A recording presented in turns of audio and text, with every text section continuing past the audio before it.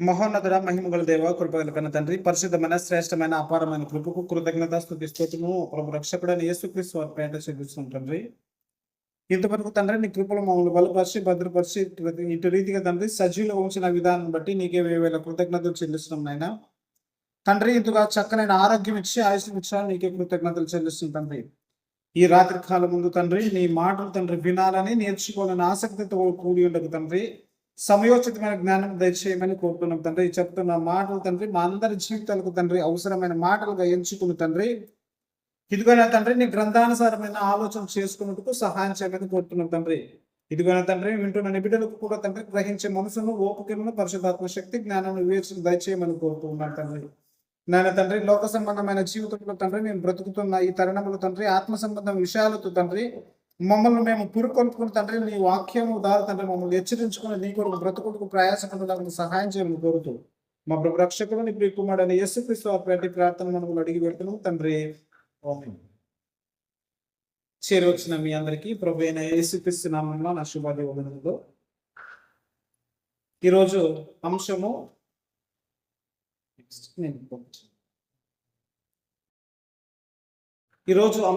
Next ఏంటి అంటే ఈ పోస్ట్ రెడీ చేసి నేను స్టేటస్ కూడా పెడితే చాలా మంది ఆసక్తితో షార్ట్ చేశారు, ఫోన్ చేశారు, గ్రూప్లో కూడా పెట్టాము. గ్రూప్ల ద్వారా కూడా ఏం చేశారంటే కొంతమంది ఏంటి విషయము ఏంటి ఆ నెక్స్ట్ ఏంటి అనే ఏంటి అని ఆసక్తి చూపించారు.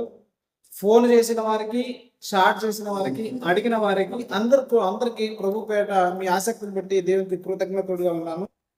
నెక్స్ట్ ఏంటి అనే ఒక పదము చాలా మనము ఈ పదము లోకంలో చాలా ఆసక్తిని రేపేది, గందరగోళానికి రేపేది మరియు అనేకమైన ఉడుదుడుగులకు మరియు అనేకమైన కారణాలకు ఒక నిలయము లేక అనేక కారణాలకు ఒక ముఖ్యమైన పదమే నెక్స్ట్ ఏంటి.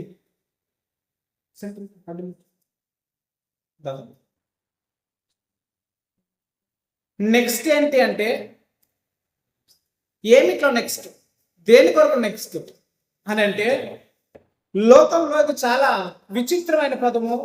చాలా ఈ పదం కొంతమందికి ఆనందాన్ని ఇచ్చే పదము, కొంతమందికి ఫ్రస్ట్రేషన్ అంటే భావోద్వేగాలకు లేక కోపానికి గురి చేసే పదం. నెక్స్ట్ ఏంటి ఎందుకు కోపానికి గురి చేస్తుందంటే, ఎందుకు అంత మనిషిని ఆశకు గురి చేస్తుంది అంటే, ఎందుకు అంత మనిషిని ఆనందానికి గురి చేస్తుంది అంటే కొన్ని కారణాలు మనం లోకంలో పరిశీలించేస్తే, చదువుకున్న వారిని మనం పరిశీలించేస్తే 10th అయిపోయేదానే ఏమంటారు 10th పాస్ అయ్యారు. నెక్స్ట్ ఏంటి second year intermediate second year ముగిసిన తర్వాత నెక్స్ట్ ఏంటి, అది రిజల్ట్ వచ్చేసరికి నెక్స్ట్ ఏంటి, రిజల్ట్ వచ్చిన క్షణంలోనే నెక్స్ట్ మరుదిననే నెక్స్ట్ ఏం చేయాలి అని అంటున్నాం. మరి అలాగనే మనం లోక సంబంధమైన వ్యవహారాల్లో ఉద్యోగస్తులైతే ఏమంటున్నారంటే స్టడీ చదువుతున్న ఈ సందర్భంలో చదువుకోవాలి, మంచిగా చదువుకోవాలి, ఉద్యోగం చేయాలి, గవర్నమెంట్ జాబ్ కొట్టుకోవాలి, 4 రూపాయలు సంపాదించుకోవాలని ఆశపడతాం. అవును చదువుకున్నావు, సరే నెక్స్ట్ ఏం చేయాలంటే గవర్నమెంట్ జాబ్, గవర్నమెంట్ కొరకు గ్రూప్స్ కొరకు ప్రిపేర్ అవుతాను అనే లోకంలో విద్యార్థులు చెప్తున్నారు. సంతోషం. అలాగే చదువుకున్న తర్వాత గ్రూప్స్ ప్రిపేర్ అయిన తర్వాత ఏం చేసామంటే గ్రూప్స్ నేను కొట్టుకుంటా, గవర్నమెంట్ జాబ్ కొట్టుకుంటా, గవర్నమెంట్ జాబ్ కొట్టిన తర్వాత గవర్నమెంట్ జాబ్ వస్తే చాలా ఉన్నాం, సరే వచ్చింది నెక్స్ట్ ఏంటి, ఏం లేదంటే గవర్నమెంట్ జాబ్ వచ్చింది కదా, డబ్బులు బాగా వస్తున్నాయి, చేతనైతే ఇల్లు కట్టుకుంటాం అని అంటుంది. సరే ఇల్లు కట్టుకున్నావు అనుకుందాం, నెక్స్ట్ ఏంటి, ఇంకేమంటే ఇల్లు కట్టుకున్నాం, ఇల్లు కట్టుకున్న తర్వాత ఏముంటుంది, పెళ్లి చేసుకోవాలి. సరే ఇల్లు కట్టుకున్నావు, నీకు జాబ్ వచ్చింది, పెళ్లి చేసుకోవాలి. సరే పెళ్లి చేసుకున్నావు, నెక్స్ట్ ఏంటి. ఈ ప్రశ్న జీవితకాలం వరకు కొనసాగుతూనే ఉంది. లోకంలో దీనికి అర్థము లేక లోకంలో దీనికి ఎండింగ్ అనేది ఉండదు. పెళ్లి చేసుకున్నావు తర్వాత ఏం లేదంటే పెళ్లి చేసుకుంటే ఇంకేంటి, పిల్లలు అవుతున్నారు, సరే పిల్లలు అయ్యారు, నెక్స్ట్ ఏంటి, ఏం లేదంటే పిల్లలు ఉన్నారుగా, పిల్లల్ని మంచిగా చదివేయాలి, పిల్లల్ని మంచి జ్ఞానవంతులు చేయాలి అనుకున్నావు, మంచిది సంతోషం చేసావు, నెక్స్ట్ ఏంటి, ఏంటంటే పిల్లలు వయసుకి వచ్చారుగా, ఆ దశలో పిల్లలు పెళ్లి చేయాలిగా, మంచిది, సరే చేశారు, మంచిది. నెక్స్ట్ ఏంటి అంటూ ఇలా పరిశీలన చేస్తే చేస్తే చేస్తే ఏంటంటే ఇంకో మాకు పిల్లలకి పెళ్లి చేస్తాం, మా పని అంతా అయిపోయింది, ఉద్యోగం వచ్చింది, పిల్లలు పని చేస్తాం, ఇల్లు కట్టుకున్నాము, మా పని అంతా అయిపోయింది. ఇక్కడ నెక్స్ట్ ఏంటంటే ఇంకేం లేదంటే కొంతకాలం అయితే మాకు రిటైర్మెంట్ అవుతుంది. సరే రిటైర్మెంట్ అయింది.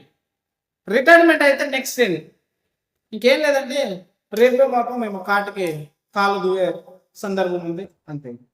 సరే రేపో మాపై నీ కాటుకి వెళ్ళావు, నెక్స్ట్ ఏంటి, ఈ లోకంలో తరతరాలుగా ఎన్ని సంవత్సరాలు గడిచినా దీనికి అర్థం దొరకట్లేదు. ఈ లోక సంబంధమైన జీవితంలో దీనికి అర్థం దొరకట్లేదు.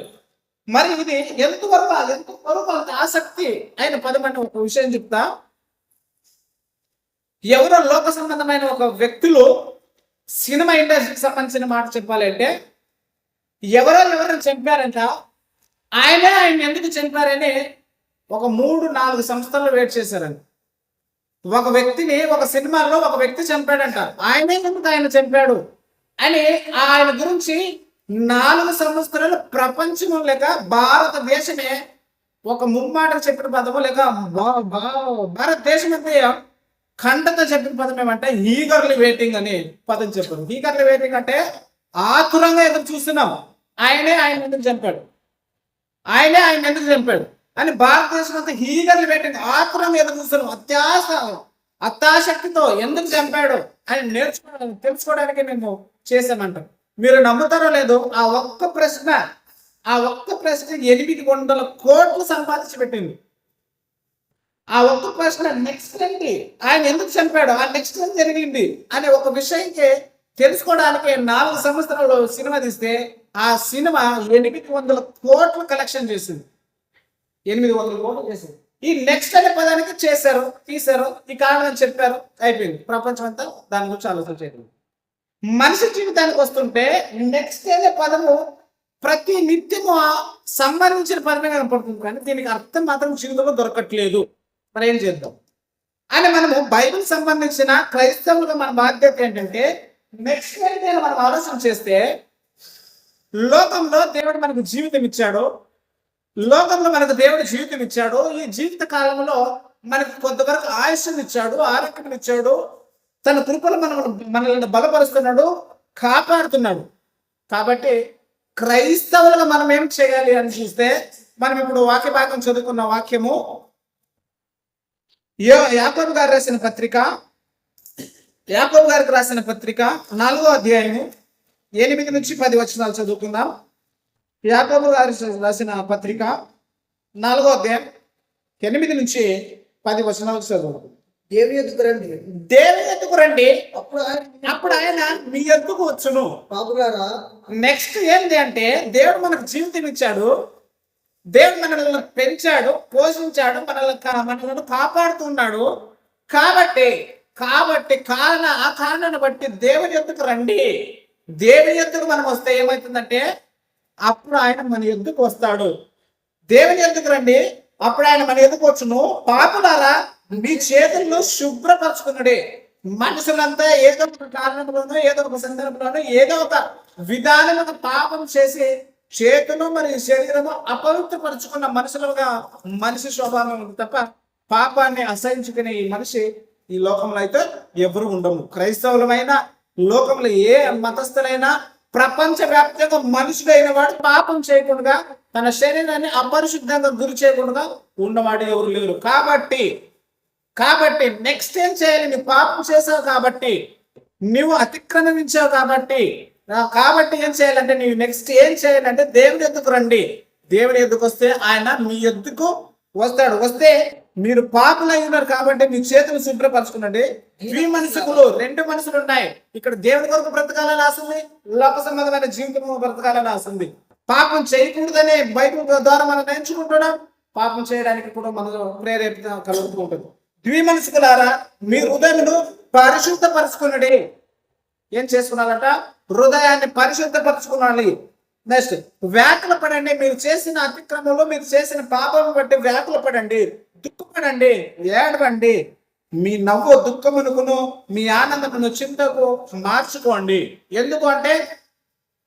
ఎందుకు మార్చుకోవాలి ఎందుకు మార్చుకోలేదు? నెక్స్ట్ ఏం జరుగుతుంది మాకు? మార్చుకోకపోతే నెక్స్ట్ ఏం జరుగుతుంది మాకు అంటే, మనుషులు నీతిగా బ్రతికితే దేవుని సన్నిధిలో చేరుతారు.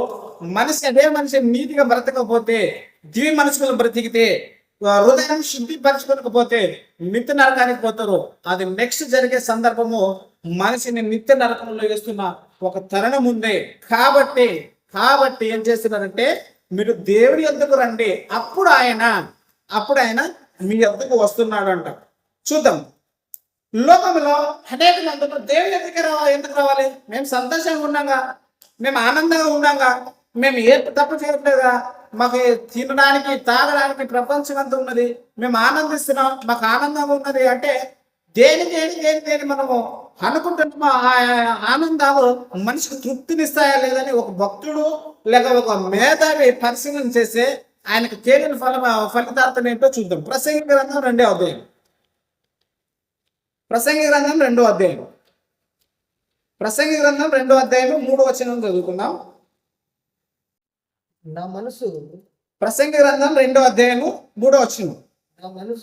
నా మనసు ఇంకను జ్ఞానమును అనుసరించుచుండగా ఆకాశం క్రింద తాము బ్రతుకు కాలం అంతయు మనుషులు ఏమి చేసి మేలు అనుభవించరో చూడవలన తలచి నా దేహము ద్రాక్షరసం చేత సంతోషపరచుకుందుననియు మతిహీనత యొక్క సంగతి అంతయు గ్రహించి తిని నా మనసులో నేను యోచన చేసుకుంటుని, నేను గొప్ప పనులు చేయబోనుకుంటుని అని అంటున్నాడు. ఇక్కడ భక్తుడు ఏమంటున్నాడంటే, ఆకాశం క్రింద మనుషులు బ్రతుకుతున్న కాలమంతా, మనుషులు బ్రతుకుతున్న ఈ కాలమంతా ఏం చేసే వరకు మేలు అనుభవిస్తుంది, ఏం చేసే వరకు మేలు వస్తుంది, ఏం చేసే వరకు సంతోషంగా ఉంటారు అని చేస్తే ఏం చేశాడు అంటే మద్యపానం తాగాడంట. ఏం చేశాడంట? మద్యపానం తాగితే మత్తులో కిక్ ఉందండి అని లోకంలో చెప్తున్నారు. మత్తు తాగు, కిక్ ఉంటుంది. మత్తు తాగితే ఆనందం వస్తుంది, మత్తు తాగితే బాధకు ప్రతిదానికి సొల్యూషన్ ఉంది. ఇప్పుడు ఒక ట్రెండింగ్ ఒక వీడియో వస్తుంది. కష్టం వచ్చిందా మందు తాగుతుందా, సంతోషం వచ్చిందా మందు తాగుతుందా, నీకు బాధ వచ్చిందా మందు తాగుతుందా, అప్పుడున్నాయా మందు తాగుతుందా, ఇతర ఏ కారణాన్ని బట్టి ఏ కారణం చెప్పు మందు తాగుతుందా అని ఒక ట్రెండింగ్ వీడియో వచ్చింది. మందు తాగితే మనిషికి ఆనందం వస్తుందా అంటే, మందు తాగితే మనిషికి ఆరోగ్యమే పోతుంది తప్ప ఆనందం అయితే రాదు. మందు తాగితే మనిషికి ఆరోగ్యం పోతుంది తప్ప ఆనందం అయితే రాదు. ఎంత తాగినా అంత వరకు ప్రాబ్లం వస్తుంది. ఎంత తాగినా ఎంత శరీరంలో ఉన్న అవయవాలు కాలిపోతున్నాయి, ఆనందం రాదు. నీకు తాత్కాలికమైన ఆనందంతో నీ మద్యపానంతో తృప్తి పొందితే, తాత్కాలికమైన ఆనందంతో మద్యపానంతో నీవు తృప్తి పొందితే నీవు బ్రతుకుతున్నంత కాలము దాని పర్యవసనాలు, దాని బాధను నీవు అనుభవించాలి. కాబట్టి మద్యపానం వల్ల నేను తాగి సంతోషిస్తాను అని అనుకున్నా కూడా దాని వల్ల కూడా నీకు సంతోషం లేదు. అయితే మరి నెక్స్ట్ ఏం చేయాలి? మేము మద్యపానం తాగామా, ఒకవేళ మాకు అంత సంతోషం దొరకట్లేదు, మరి ఏం చేయాలి? నెక్స్ట్ ఏం చేయాలని ప్రపంచం అంతా ఎన్నిసార్లు ఎన్ని సందర్భాల్లో నెక్స్ట్ ఏం చేయాలని చూసినా కూడా దొరకని ఈ సమాజంలో ఈ పదానికి మాత్రం అర్థం దొరకని ఈ సమాజంలో కేవలం బైబిల్ పట్టుకున్న వారికి మాత్రమే దీనికి జవాబు దొరుకుతుంది. ఏం చేయాలి, ఏం దొరుకుతుంది, నెక్స్ట్ ఏంటి అనే దానికి ఒకసారి నెక్స్ట్ ఏం జరుగుతుంది, ఏం చేయాలి, మనిషి ఆనందంగా బ్రతకాలంటే ఏం చేయాలి, మనిషి సంతోషంగా ఉండాలంటే ఏం చేయాలి అనే మనసులో మనం ఆలోచన చేస్తే నెక్స్ట్ ఏం చేయాలంటే, ప్రపంచం అంతా ప్రతి దాని కొరకు ఈగర్లో వెయిటింగ్ చేస్తే, ప్రతి దానికి ఆసక్తిగా ఆతురంగా ఎదురు చూస్తే ఏ ఒక్కరికి ఏ జవాబు దొరకని, ఈ ప్రపంచానికి జవాబు దొరకని ఏకైక ప్రశ్న ఏంటంటే నెక్స్ట్ ఏంటి అనే పదానికి ప్రపంచంలో ఎక్కడైనా జవాబు దొరకదు. ఒక చిన్న కంపెనీ అంటే పెద్ద చేసుకోవాలి, నెక్స్ట్ ఇది చేయాలి, నెక్స్ట్ అది చేయాలి, నెక్స్ట్ అది చేయాలి అంటున్నావు. కానీ నెక్స్ట్ దానికి నీకు ప్రతిఫలం ఏమొచ్చింది, దాని తర్వాత నీకు తృప్తి అందుకున్నావు, నీకు దానికి జవాబు ఏం దొరికిందంటే ప్రపంచంలో నెక్స్ట్ అనే పదం దగ్గరే ఆగిపోతుంది తప్ప నెక్స్ట్ అనే పదానికి అర్థం దొరకక ప్రపంచము ఆగిపోయింది. బైబిల్ పట్టుకున్న వారికి మాత్రమే నెక్స్ట్ అంటే ఏం చేయాలి అంటే అదే ప్రసంగి గ్రంథం. అదే ప్రసంగి గ్రంథం 12వ అధ్యాయం 13వ వచనంలో భక్తుడు ఒక ముఖ్యమైన మాట, అత్యవసరమైన మాట, ఈ ప్రశ్నకు సమాధానమైన మాట చెబుతున్నాడు. నెక్స్ట్ ఏం చేయాలి, మనుషులు ఏం చేయాలి, నెక్స్ట్ ఏం చేయాలంటే ప్రసంగి గ్రంథం 12వ అధ్యాయం 13వ వచనం. ఇదంతా వినిన తర్వాత తేలిన ఫలితార్థం ఏంటంటే దేవుని యందు భయభక్తులు కలిగి దేవుని యందు భయభక్తులు కలిగి ఆయన కట్టడలను అనుసరించి నడుచుకున్నవలెను. మానవ కోటికి ఇదే విధి అని భక్తుడు చెప్తున్నాడు. ఏంటి నెక్స్ట్ అనే పదానికి ఏం చేయాలని ఒకవేళ బైబిల్ గ్రంథాన్ని ఆలోచన చేస్తే, ప్రపంచంలో నీ ఏదైతే పరిశీలన చేస్తున్నావో, ఏదైతే నువ్వు తెలుసుకోవాలి, నేర్చుకోవాలి, లేక అనుభవించాలి, సంతోషపడాలి, ఆనందపడాలి, లేక సంపాదించుకోవాలని నీవు దేని కొరకైతే ఆతురంగా ఎదురు చూస్తున్నావో, లేక దేని కొరకు అయితే నువ్వు ప్రయాసపడుతున్నావో, నెక్స్ట్ అది చేయాలి, నెక్స్ట్ ఇది చేయాలి, నెక్స్ట్ ఇది చేయాలని నీవు దేని కొరకైతే ప్రయాసపడుతున్నావో, ఆ ప్రయాసపడిన అంతా నువ్వు చేసిన ఫలితాలు ఈ సూర్యకిరణం అంతా పరిశీలన చేస్తే తేలిన ఫలితాలతో ఏమిటంటే దేనిలో కూడా మనకి సంతోషం దొరకదు, దేనిలో కూడా మన జీవితంలో నెక్స్ట్ అనే పదానికి అర్థం దొరకదు.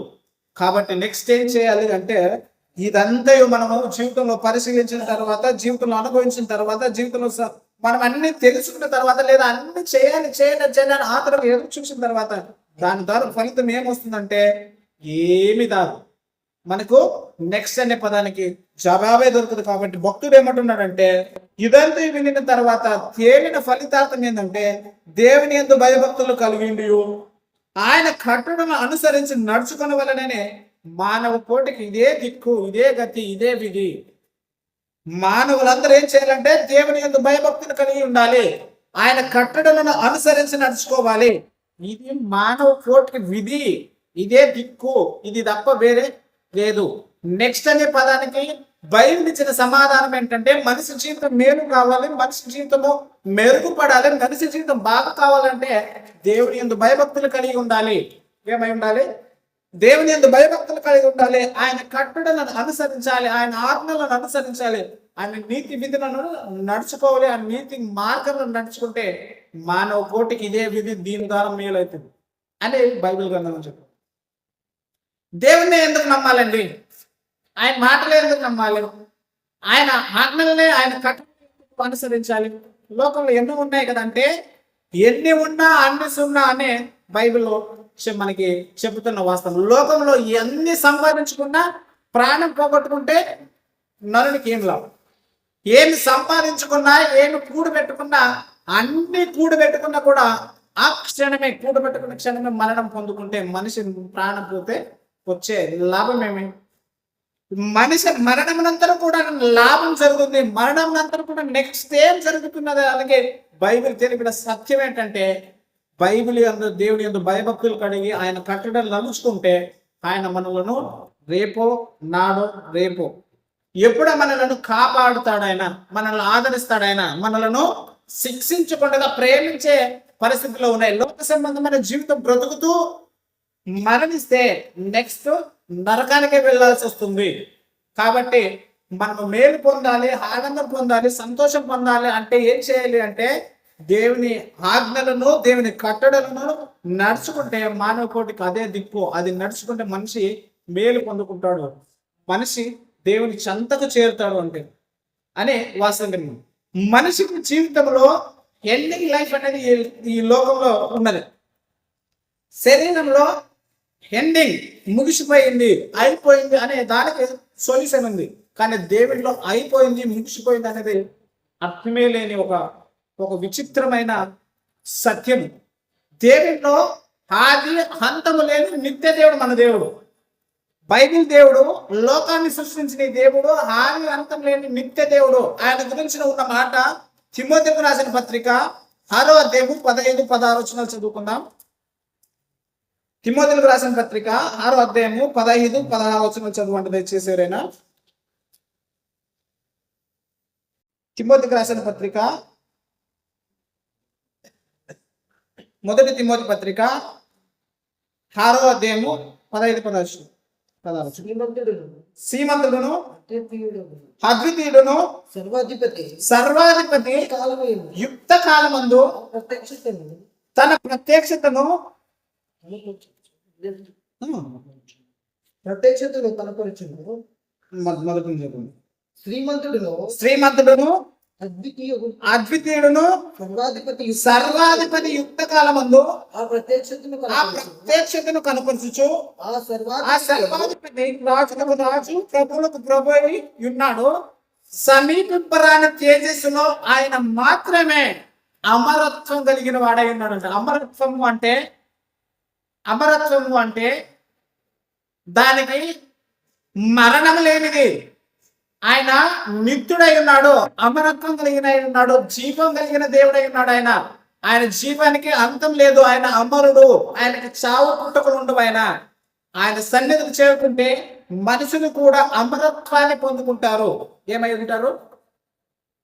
దేవుని నమ్ముకుని ఆయన కట్టడలు అనుసరిస్తే దేవుడి నుండి ఆ అమరత్వంలోనికి మనిషి కూడా తీసుకెళ్ళడానికి దేవుడు సిద్ధంగా ఉన్నాడు. ఆ అమరత్వంలోకి వెళ్ళడానికి మనిషి చేస్తున్న వ్యయ ప్రయాసంలో అన్ని వ్యర్థమే. కానీ బైబిల్ సంబంధమైన ఆలోచనలో, బైబిల్ సంబంధమైన కృత్యాల్లో, ఆ కట్టడంలో, ఆజ్ఞలను చేస్తే దేవుడు ఏమైతే అమరత్వం కలిగి ఉన్నాడో మనుషులను కూడా ఆ అమరత్వాన్ని ఇవ్వడానికి దేవుడు సిద్ధంగా ఉన్నాడు. మనకు కూడా నిత్యత్వం అన్నది దేవుడు ఇస్తున్నాడు. ఆ నిత్యత్వంలో నెక్స్ట్ మనం ఎక్కడికి వెళ్ళాలి? మనకు కూడా ఆత్మకు, శరీరానికి మరణం ఉందేమో, ఆత్మకు నిత్యత్వం ఉంది, ఆత్మకు అమరత్వం ఉంది. ఆత్మ ఎక్కడికి వెళ్ళాలి? నెక్స్ట్ ఎక్కడికి వెళ్తున్నది? నెక్స్ట్ ఎక్కడికి వెళ్తున్నది? శరీరం ఏమో మంటికెళ్ళిపోతుంది, ఆత్మ ఏమో ఎక్కడికి వెళ్తుంది? నెక్స్ట్ ఏం జరుగుతుంది అంటే దేవుడి చెంతకు చేరుతున్నది సమాధానం. దేవుడి చెంతకే చేరుతుందా? ప్రతి ఆత్మ దేవుని చెంతకే చేరుతుందా? ప్రతి ఆత్మ దేవుని చెంతకే చేరుతుందంటే అదే గ్రంథం ఏం చెప్తుందండి? ప్రతి ఆత్మ ఆయన సన్నిధికి చేరదు. ఎవరైతే తమ మాటలు, తమ ప్రవర్తన, తమ పరిశుద్ధతను కాపాడుకుంటారో, తన నోటిని కళ్ళం పెట్టుకుని భక్తిని కాపాడుకుంటారో, దేవునికి ఎవరైతే ఇష్టానుసారమైన జీవితం బ్రతుకుతూ విశ్వాసంతో దేవుని వెతుకుతారో వారు దేవుని సన్నిధిని చేరుకుని దేవుడు ఉండే లోకమైన పరలోకానికి అమరత్వంగా ఆ ఆత్మను అప్పగించుకోవడానికి, అమరత్వంలోకి వెళ్ళడానికి ఉంటారు తప్ప ఎవరు తనకి ఇష్టానుసారమైన జీవితం బ్రతుకుతూ తమ ఏమంటారు కడుపు తిప్పులకి ప్రయాసపడుతూ లోక సంబంధమైన వాటి కొరకు ప్రాకులాడుతూ దేవుని మర్చిపోయి బ్రతికితే నెక్స్ట్ ఏం జరుగుతుంది? వాళ్ళ ఆత్మకి ఏం జరుగుతుంది అంటే నిత్య నరకము తప్పక ఉంటుంది.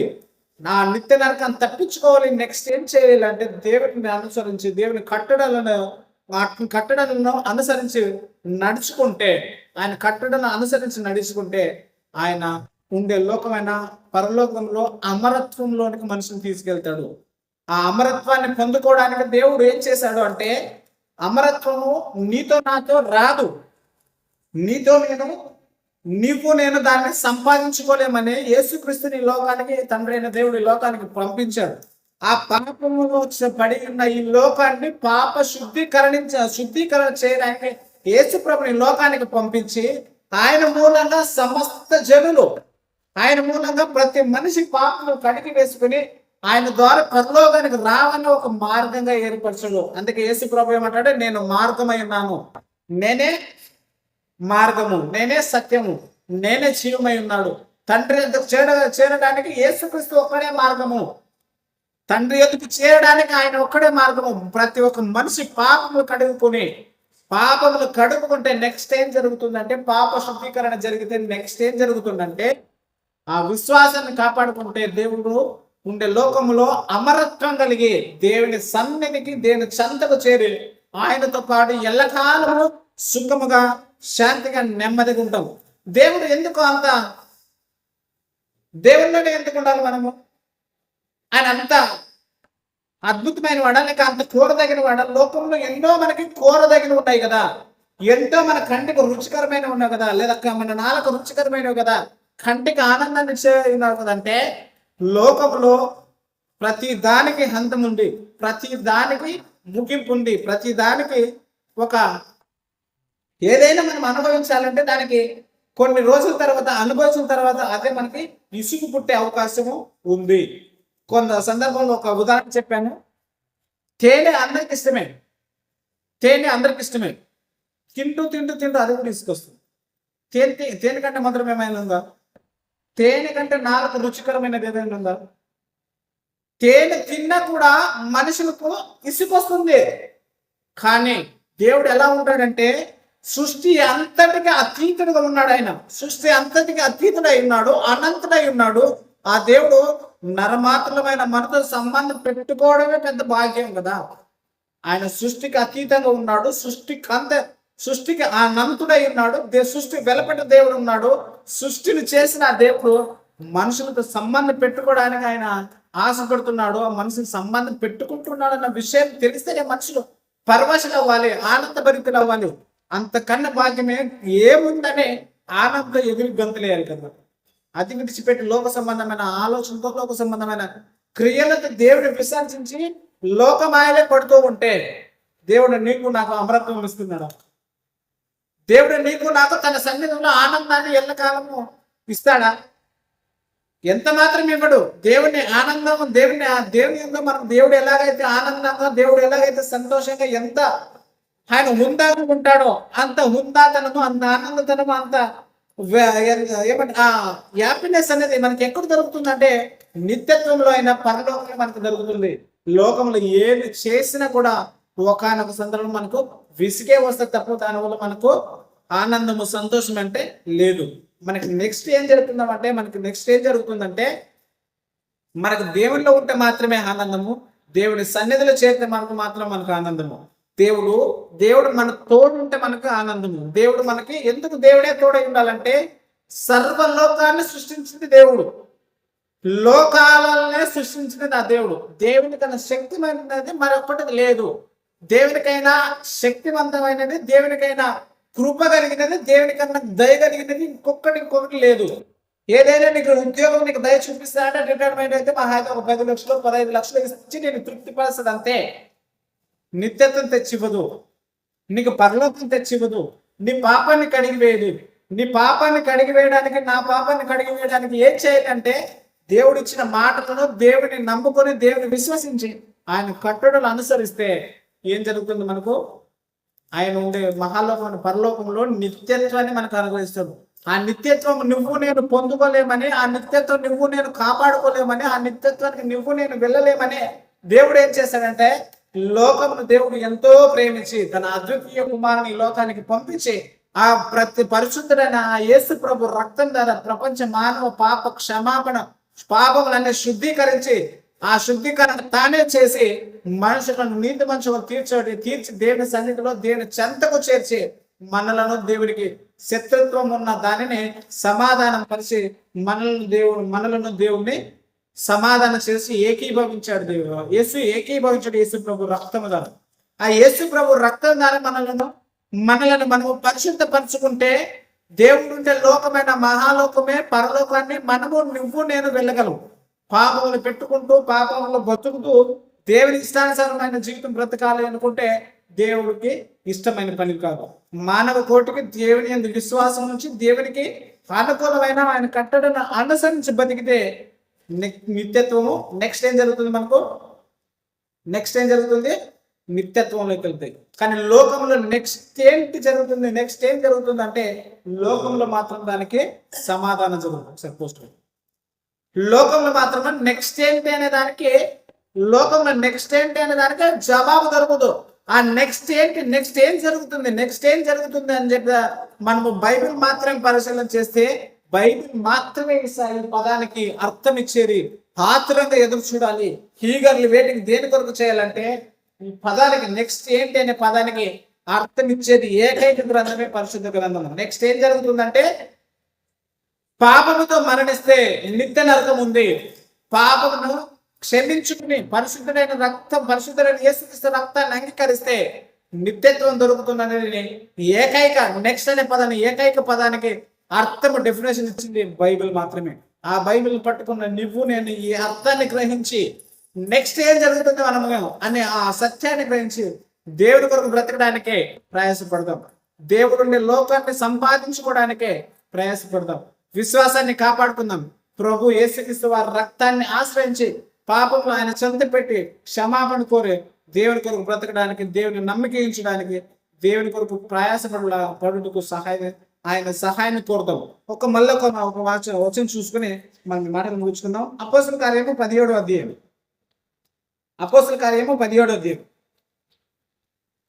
31వ వచనం. అపోస్తల కార్యము 17వ అధ్యాయం 31వ వచనం. ఎందుకనగా తాను నియమించిన దేవుడు నియమించిన మనుషుని చేత నీతిని అనుసరించి నీతిని అనుసరించి లోకమును తీర్పు తీర్చు. భూలోకమును తీర్పు తీర్చబోయడి యొక్క దినము నిర్ణయించి ఉన్నాడు. భూలోకానికి దేవుడు తీర్పు తీర్చే ఒక కాలం ఉన్నది. నెక్స్ట్, మృతులలో నుండి ఆయనను లేపిన ఆయనంటే యేసుప్రభు, మృతులలో నుండి యేసుప్రభుని లేపినందున దీనిని నమ్ముట అందరికి ఆధారం పెట్టాడు. దేవుడు ఏం చేశాడంటే యేసుప్రభుని లోకానికి పంపించి యేసుప్రభుని నమ్ముకోండి, యేసుప్రభు ద్వారా పరలోకానికి రాండి అని భూలోకానికి అంతటికి ఆధారం పెట్టాడు. యేసుప్రభు ఈ లోకానికి వచ్చాడు, మనుషుల పాపం కొరకు దెబ్బలు తిన్నాడు, మనుషుల పాపం నిమిత్తం ఆయన శ్రమ పెట్టాడు, 40 దినాలు ఉపవాసం ఉన్నాడు, రోమ సైనికుల ద్వారా హింసపెట్టాడు, శిలువ మరణం పొందాడు. ఆయన నిన్ను నన్ను కాపాడడానికి తండ్రి తాను ఎడబాటు గురయ్యాడు. నా దేవ నన్ను ఎందుకు చేయి విడిచితివని శిలువ మీద కేకలు వేశాడు. భూలోకం అంతయు ఆయనకి ఆధారమై ఉన్నది. ఆయన వచ్చాడనడానికి ఇప్పటికి భౌగోళికమైన ఆధారాలు ఉన్నాయి. ప్రతి దానికి ఆధారమై ఉన్నది. ఈ ఆధారం కలిగిన క్రైస్తవులు, ప్రపంచ మనుషులు ఈ ఆధారాన్ని నమ్ముకుని యేసు ప్రభు సొంత రక్షకుని అంగీకరించి తండ్రి సన్నిధిలో చేరుకుంటే నువ్వు నేను అమరత్వంలోకి వెళ్తాం. నెక్స్ట్ అనే పదానికి అర్థం ఏంటంటే అమరత్వంలోకి వెళ్ళాలి. ఆ అమరత్వం కలిగినది ఏకైక విశ్వాసం క్రైస్తవ జీవితం. ఈ క్రైస్తవ జీవితం ద్వారా యేసు ప్రభుని సొంత రక్షకుని అంగీకరిస్తే అమరత్వంలోనికి నిన్ను నన్ను నడిపించడానికి పరిశుద్ధాత్ముడు ఎప్పుడు మనకు తోడుగా ఉండి నడిపిస్తాడు. అమరత్వంలోకి వెళ్ళాలని మనం ప్రయాసపడితే పరిశుద్ధాత్ముడు మన విశ్వాసాన్ని కాపాడుకోవడానికి తన శక్తిని అంతా ఇచ్చి మనల్ని విశ్వాసంలో బలపరచడానికి పరిశుద్ధాత్ముడు ఎల్లకాలంలో సిద్ధంగా ఉంటాడు.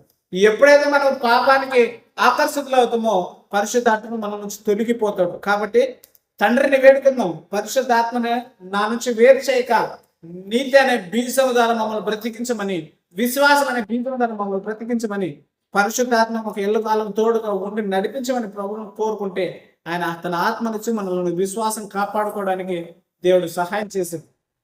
విశ్వాసాన్ని కాపాడుకుందాం, ఆయన అనుసరిద్దాం, దేవుని చెంతకి నిత్యత్వంలోనికి వెళ్ళడానికి ప్రయాసించాలని కోరుతూ నా మాటలు ముగిస్తున్నాను. ఓపికగా విన్న మీ అందరికీ కూడా ప్రభు పేట మరొకసారి వందనాలు తెలుపుతూ నా మాటలు ముగిస్తున్నాను. ప్రార్థిస్తున్నాను. మహోన్నతుడ మహిమగల దేవ, కృపగల కన్న తండ్రి, ఇంతవరకు తండ్రి నెక్స్ట్ ఏంటి అనే అంశం పైన తండ్రి చక్కనైన తండ్రి నీ వాక్యపు వెలుగులో తండ్రి మమ్మల్ని ఆలోచనలు నడిపించిన విధానం బట్టి నీకు కృతజ్ఞతలు చెల్లిస్తున్నాం తండ్రి. నాయన తండ్రి నెక్స్ట్ ఏంటి అనే పదము లోకంలో అర్థం తెలియని ఒక ఏకైక పదము తండ్రి. కానీ బైబిల్ గ్రంథము, బైబిల్ కలిగిన మేము తండ్రి నెక్స్ట్ ఏం జరుగుతుంది అనే దానికి మేము ఆలోచన చేస్తే నెక్స్ట్ ఏంటి జరుగుతుంది అంటే మమ్మల్ని పాపం చేసి నరకంలోనికి తీసుకెళ్తారు. అదే నీతిగా బ్రతికితే మమ్మల్ని నిత్యత్వంలోనికి అమరత్వంలోనికి మమ్మల్ని నడిపిస్తారని తండ్రి వాస్తవాన్ని తెలుసుకున్నాం తండ్రి. ఇదిగోనని తండ్రి క్రైస్తవంలో ఉన్న మేము తండ్రి అమరత్వంలోనికి వెళ్ళడానికి తండ్రి ప్రయాసపడలాగా సహాయం చేయి. విశ్వాసాన్ని కాపాడుకున్నందుకు తండ్రి నీ ఆత్మ సహాయం అందరికీ తండ్రి సమృద్ధిగా దయచేయమని కోరుతున్నాం. ప్రభు రక్షకుడు నీ కుమారుడైన యేసుక్రీస్తు వారి పేట ప్రార్థన మనం అడిగి పెడుతున్నాం తండ్రి. ఆమేన్.